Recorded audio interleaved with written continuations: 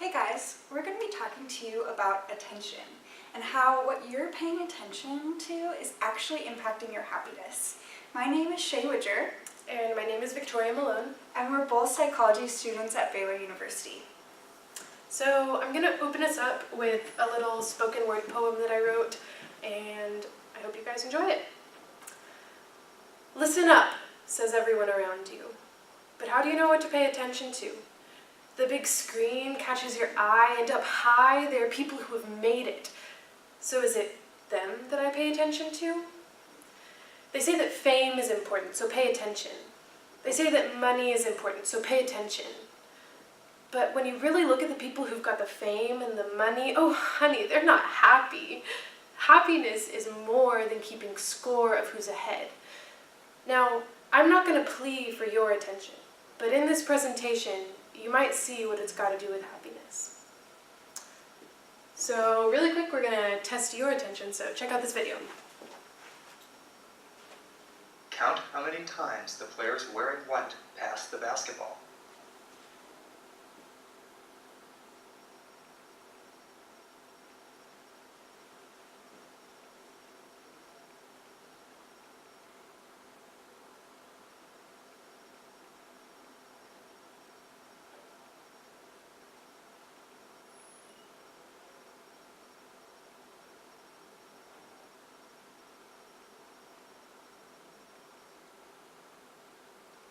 How many passes did you count? The correct answer is 15 passes. But did you see the gorilla?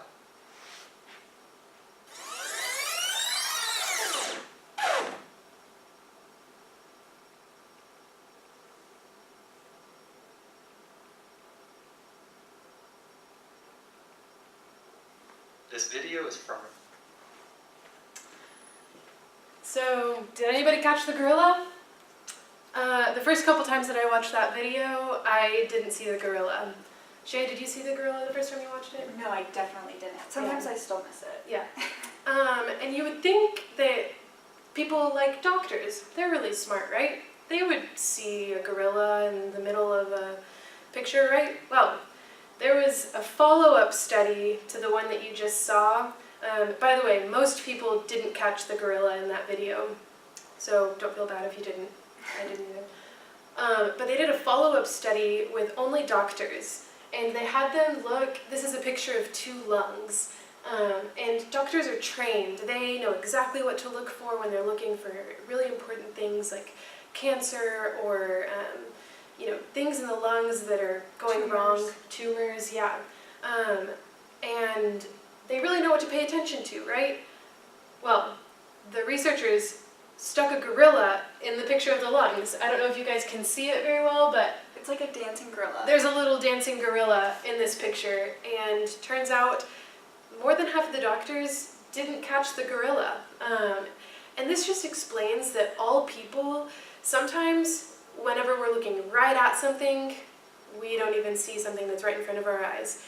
This is called attentional blindness because we're kind of blind to what's right in front of us. It's kind of crazy. So there are two kinds of attention that I'm going to talk about. The first kind has two different subtypes. The first subtype is top-down attention, or top-down overt attention. And this is when you're visually scanning. So I'm going to have you guys visually scan this picture. You might have seen this before. This is a Where's Waldo? And you're going to be looking for Waldo while I tell you about overt attention. So overt top-down, your attention is where your eyes are. You're choosing to look somewhere, and that's where your attention is. Excuse me. In this case, you're looking for Waldo. You might be looking for your friend in a crowd, or you might be looking for a paper that you lost. But all of this is overt top-down attention. People use this in the real world too. Companies and businesses will use these weird glasses things. They look really futuristic, but they track eye movement, and they'll track where people look first on a website. So in this case, the first point that people looked at was this guy's head, and that's what they put front and center. That's what they want to catch your attention and what they want you to pay attention to. Another way that this shows up is in the news. Sometimes people only pay attention to what's negative in the news, or they only pay attention to the ideas that they think are right in the news. And so, I don't know, look out for that. See where people might be only looking at one point of view, and see where you can maybe look a different way and pay attention to something different. So, our second kind of attention is overt bottom-up attention. I was going to play a really loud noise, but it didn't end up working out. But has someone ever come up behind you and scared you and you jump, or you hear a fire alarm and it kind of gives you that little jump and you turn to look where it is? All of this is explaining overt bottom-up attention. It's where something grabs your attention, like a scream or a fire alarm, like I said, or a lion that we see every day, or a baby's cry. And these things are important for us to pay attention to, because if an alarm is going off, like a fire alarm, there might be a fire, or if there's a dangerous animal around, we want to know where those things are, and we want to be able to pay attention to them. So we got overt, top down, you're looking where you're paying attention, you're choosing that. You got overt, bottom up, something grabs your attention. You also got covert attention with a C. Some of you guys might know who this is. We got LeBron James doing a fake out. And some of you guys probably play basketball and you've made this move before, but you know, you're looking one way, looks like you're going to pass to that guy over on your right, but little does the defender know that you're actually going to pass to the guy on your left.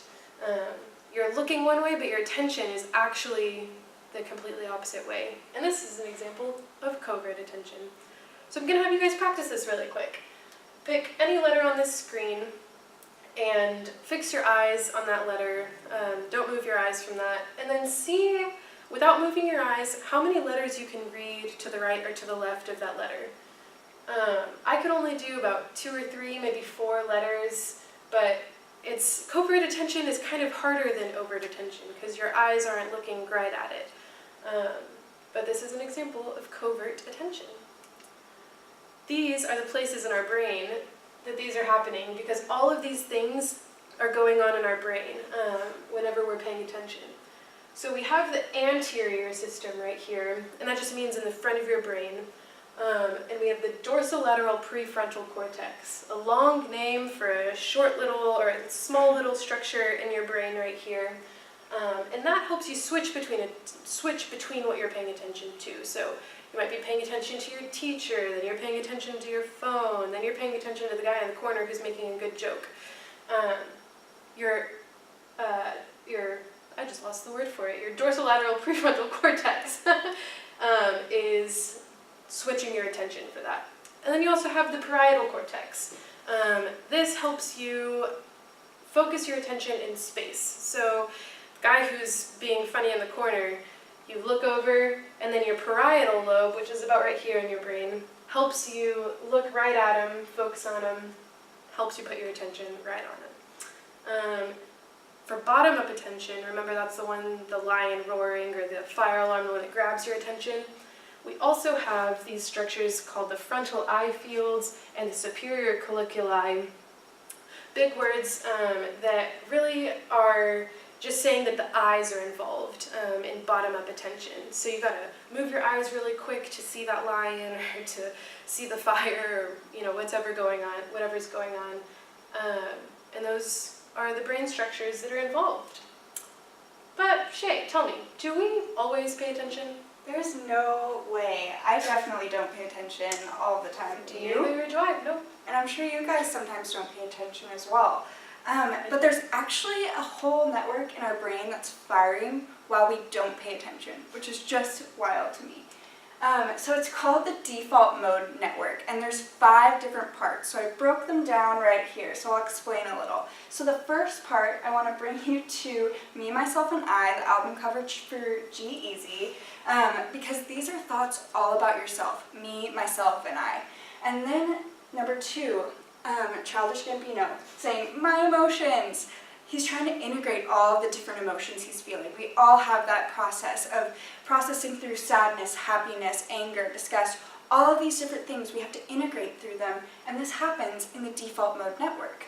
And then we have mental imagery. So mental imagery, that mind's eye, seeing a person who's like not even there. Visualizing something that happened months ago, like a memory. So that feeds into your spontaneous memories. I have a picture of Venice because I studied abroad last year, and sometimes these memories just spontaneously come out of nowhere of like, oh yeah, remember that person, remember that really cool thing, and they just flood my whole system, and I'm like, wow, that was so long ago, it's so nice to remember. There's also just normal memories. This is a picture of me and my brother when I was 3, on Easter, and I remember getting that basket and I was just super excited. But that's a memory. We all have certain memories that just stick with us. Okay, so this is actually happening in our brain, and I want to show you a real MRI of what's happening. So remember me, myself, and I, G-Easy? So this is the medial prefrontal cortex. This is right here, right in the center of your brain. It's really wild. So that's what's firing when you're mind wandering about yourself. And then you have the anterior and posterior, the front and the back of the cingulate cortex. And this is Childish Gambino processing through all of his emotions. He is integrating all of those different feelings that he's feeling with the firing of the cingulate cortex. And then we have the precuneus, one of my favorite words that we learned all semester. So the precuneus is in charge of mental imagery, that mind's eye is right back there, right above the occipital lobe. And then we have the inferior parietal lobe, so those are in charge of those flooding spontaneous memories that come up out of nowhere. So that's these two parts is where it's in charge of. And then we have the hippocampus, which relates back to that picture of me and my brother on Easter, those memories that we all have, and that's deep within the middle of your brain.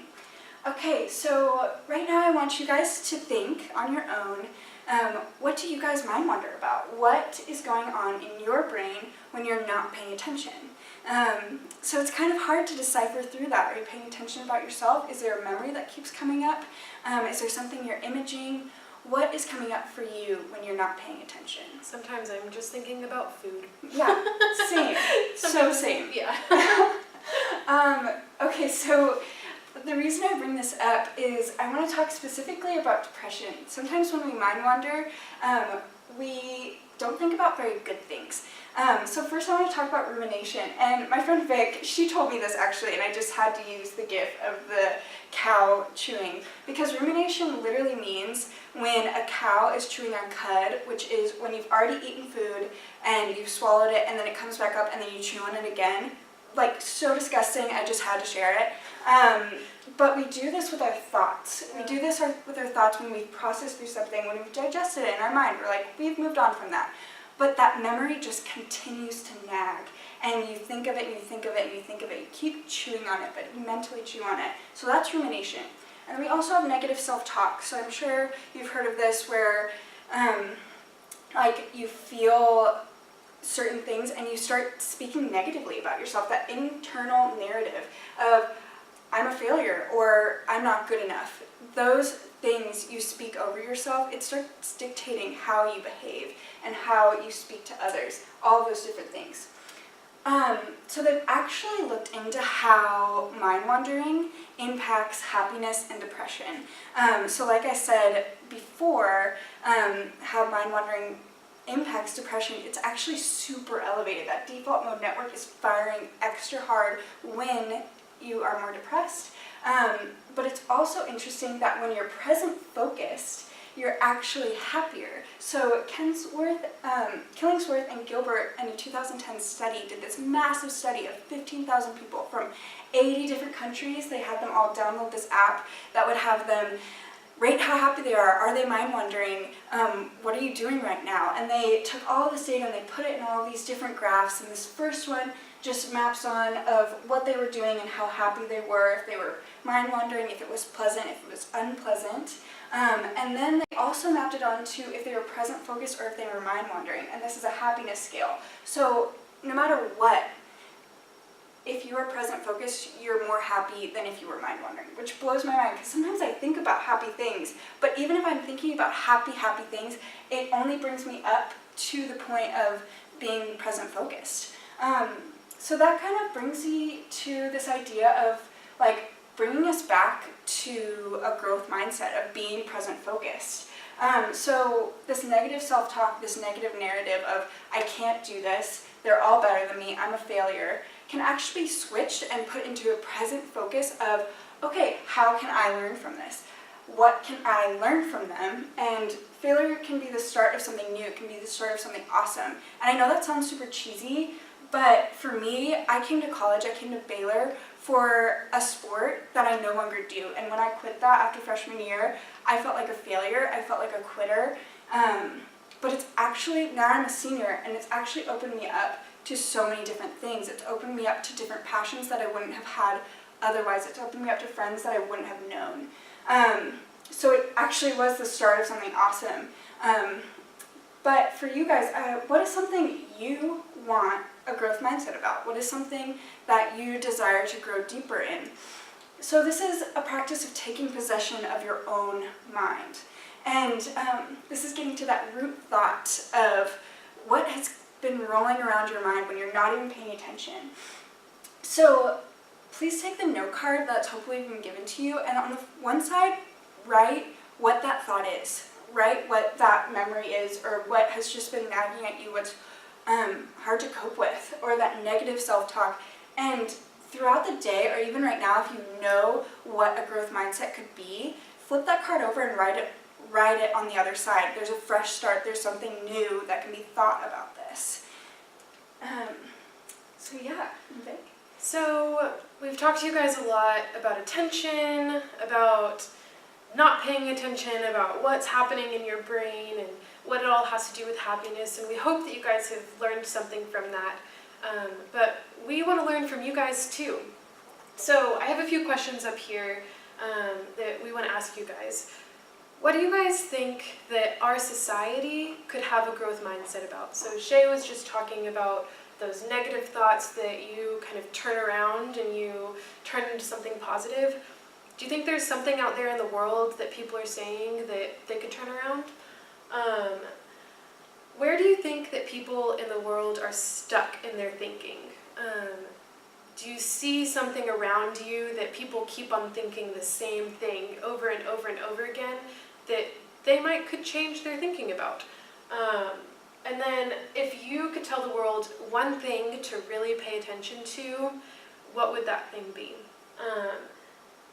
You can answer one of these questions, you can answer all three. We want to hear from you guys. Yeah, we think you guys have really valid perspectives, and we just want to know more. And I think if you're willing to talk, people will be willing to listen, and we want to share those responses with anyone who will listen. I'm sure I want to share it with my family, with my class. Yeah, we think you have really valid perspectives, and we want to shed light on it.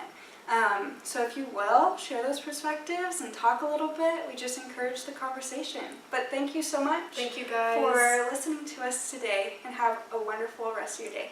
Thanks. Bye.